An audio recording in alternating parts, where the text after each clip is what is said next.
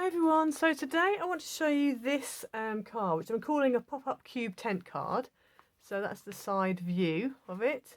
Okay, and then it all folds flat to go in the post, like that. So it's nice and easy. It's basically a tent card version of the pop-up cube card that I came up with back in December 2019. Obviously I did the tutorial in April, I think it was April 2020. And it just went mad. Literally, so many people online have started doing their own videos of it and whatever. So this is like a version on from this. And a few weeks ago, a week or so ago, I shared the hexagonal pop-up cube card, which was like a hexagonal, a bit like the triple pop-up cube card that I did, but the centre was hexagonal. And so this basically just uses the same idea again, but it's on the front of a tent card. But I quite like the stepped idea. Obviously, you know, step cards are not a new thing. But I came up with it because I just basically used the same thing that I'd done for the other card. But yeah, so it's quite fun. So we're going to have a go with that. So what you're going to need is you're going to need a piece of card that is 12 inches by 6 inches. And all you're going to do on this is you're just going to literally score it in half at 6 inches. So we're going to score in half at 6 inches, like that, and then just fold it in half. And then you're going to make sure it's obviously top folding, like that, and just going to put that to one side. Next, you will need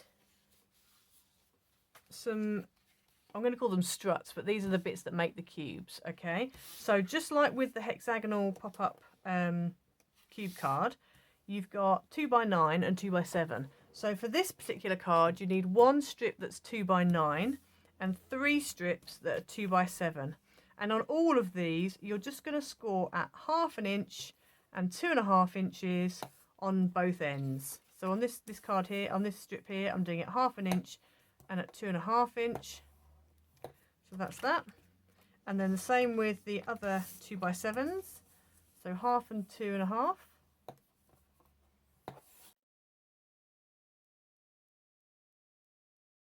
And then the same on your 2x9 inch. So you're going to score at 1/2 and at 2.5 on both ends. Okay, so that's all your scoring done. So you can put your board away. And then we're just going to go ahead and fold and burnish all of these score lines.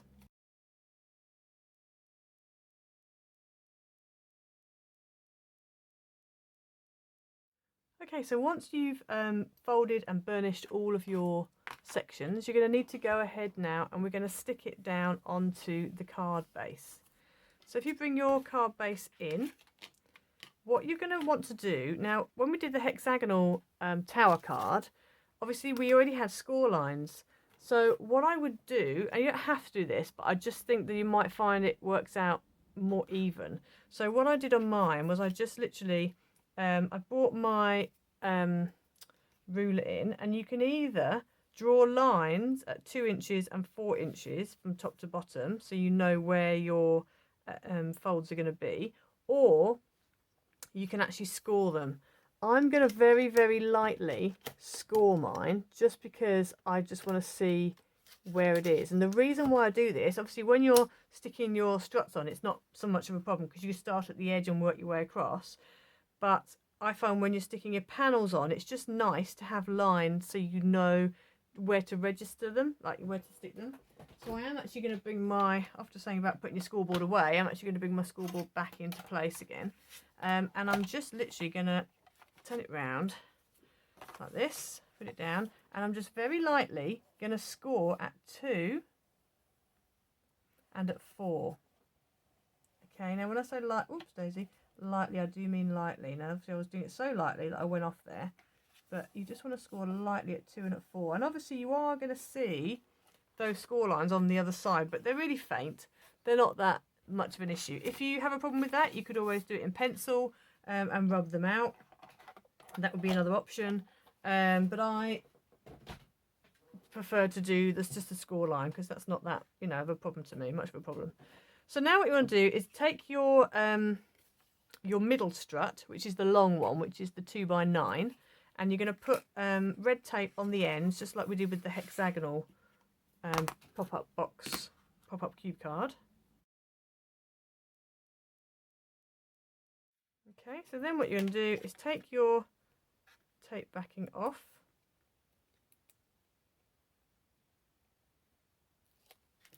Fold the tab in, and then you're going to stick it between the two score lines and level with the bottom of your card.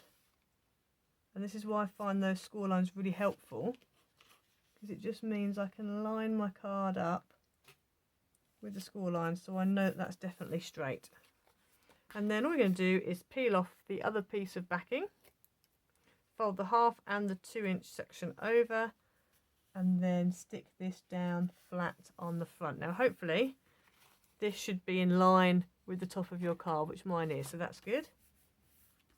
And when you pop it down, that's your long piece. Obviously make sure that your card is a 10th fold when you stick this down, because it needs to be flush with the bottom. So then we're going to carry on and put some more tape on the bottom of all of these tabs, the bottom and the top of all of these tabs.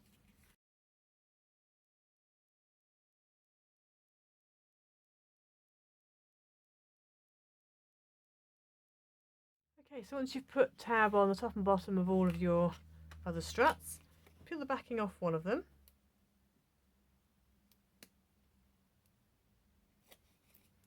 And then fold the tab over, and then line it up against the bottom of your card and make sure the rest of it butts up with the side of the previous strip, so it butts up here. Then take your backing off,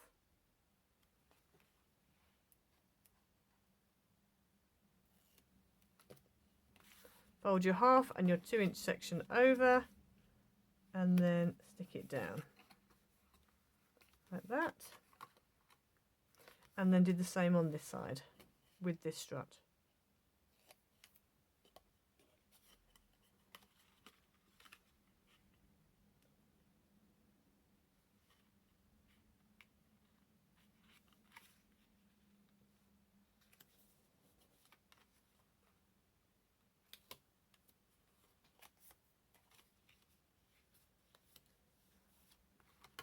Okay, so then you end up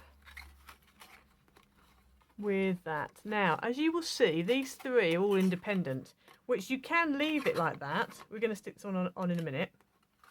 However, what I would do, and what I did on this one, now, this one I used a black base, and I didn't want to put any patterns inside because it's black, you don't really see it. However, in the middle of this one, I am going to, because you can really see where your tabs are, and it just looks blank. So I am going to put patterns on the back and the base, again, like I did on the hexagonal pop-up cube card.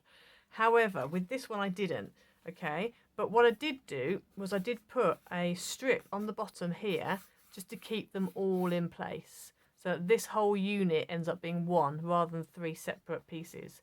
So what I'm going to do on this one is, instead of putting a white piece on the base, I am actually going to put a matte and a pattern layer inside here that goes all the way along the bottom of this piece on the inside, because I figured there was no point me cutting out separate squares for each one, but I did want pattern on that base. So at this point now, before we stick the front on, there's a couple of things you want to stick down first. So number one, you want to stick down the piece that goes at the back here, behind this piece on the here. You want to stick that bit down now, and I would also stick the whole base in as well. So the piece that goes at the back here is what I class as a medium piece, which is, the mat is 1 3/4 by 3 3/4, and the pattern is 1 1/2 by 3 1/2. And so this is I'm using dragonflies, that's my pattern piece, so that is going to go in there. And so that's why it's best to stick that in now, because obviously I can fold this flap out of the way while I stick that down. So we're going to quickly stick that into place.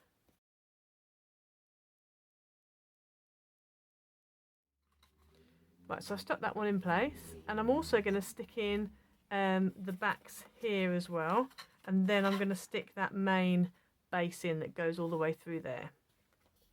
So the little backs, the little squares that you need for in here, and you'll also need them on top as well, these are what I call the small pieces. These are 1 3/4 by 1 3/4 for the matte layer and 1 1/2 by 1 1/2 for the pattern layer.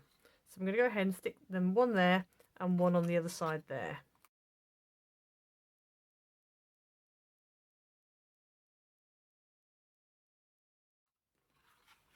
Okay, so there's your 3 sections inside there. So now I'm going to go ahead and I'm going to stick that main piece inside at the bottom there, just along here. So that piece is going to measure 5 3/4. The mat is 5 3/4 by 1 3/4, and the pattern is 5 1/2 by 1 1/2. Okay, so that piece is just going to go in at the bottom there, and it's going to keep all those pieces together.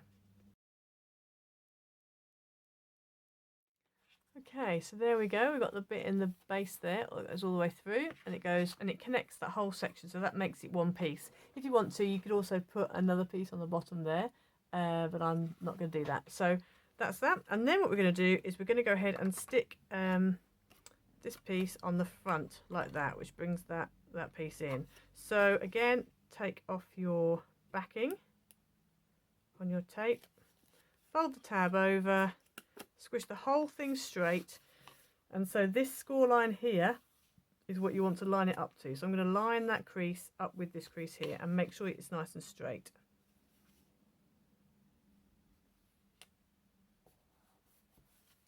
And then when I've done that, I'm going to take the backing off this and again fold over the 1/2 inch and the 2 inch, like that, and then again stick it down nice and flat like that. So when you pop the whole thing forwards, that's what you get. You get a nice pop-up cube card.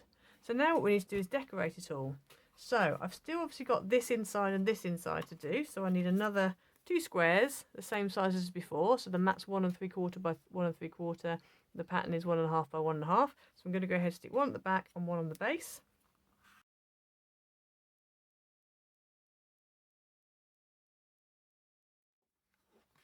Okay, so there we go. So that's the inside done there, as you can see.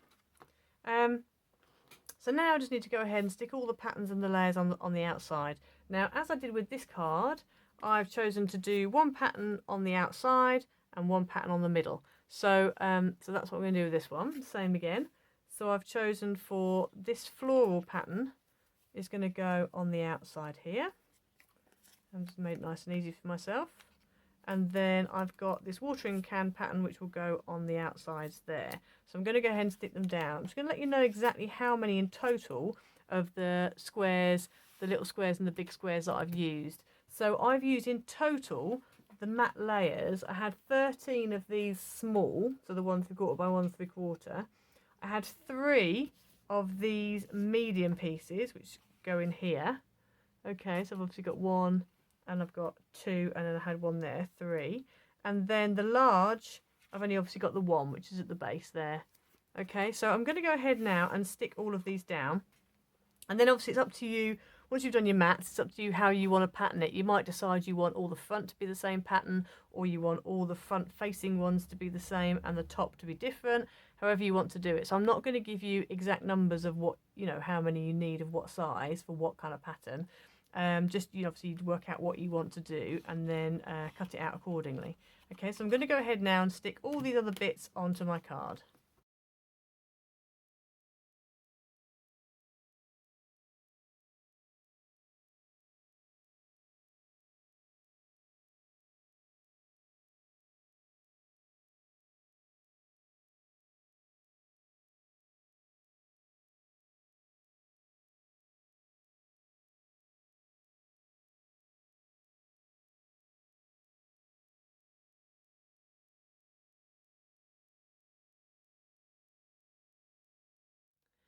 Okay, so there we go. We've stuck all the layers down. So that gives you that. And then we just need to go ahead and decorate. So when you decorate, just keep in mind that you really don't want to go above that 6-inch line, because otherwise it's not going to fit into a 6x6 envelope. So obviously if you're decorating this front panel, whatever you decorate needs to stay on that front panel and not go above that line. And the same with this bit here. and the same with this bit here. Okay, so all of these three, you can't go above the line unless you want to make a bigger envelope, in which case that's fair enough. Obviously these you can do what you want, they can go above because you've got space above. Same with left and right. This one you can have bits coming off left and right, just not at the top, but these two you don't want to go off left and right too much because obviously it's going to interfere with the size, the footprint of your card.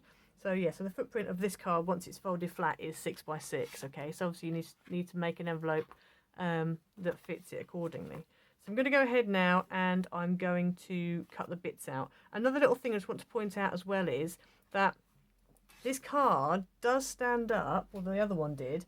The other one kind of stood up by itself without needing the tent card on the back. However, this one doesn't. Okay, and that's why I did it as a tent fold card, because I know sometimes if you've got like a cube card that's just like that, sometimes they can fall forward or fall back. They don't really stand up all the time. This one, if you use thick enough card, it is pretty stable, so you probably could get away with just having it, you know, not just a piece of 6 by 6 card and then your blocks put on the front, your cubes on the front. But I quite like the idea of it being a tent fold. It just gives it a bit more stability. If it's having a bit of a saggy day, it doesn't matter, etc. So that's why I've done it that way. So I'm going to go ahead now and decorate. Okay, so I've just decorated it, finished it off with a few butterflies, a little thank you at the front there, and a few little flowers, and that's pretty much done. So as you can see from the side, it's got like a tent fold card, and then it's got your little cube pop-up bits on the front of it. So, and obviously it all folds down flat, and I've made sure that nothing goes above the angle or out the side, so I know it's going to fit in my envelope. So yeah, so hopefully you'll have a go. Hope you like this video. Please like and subscribe, hit the notification bell, and we'll see you next time. Bye!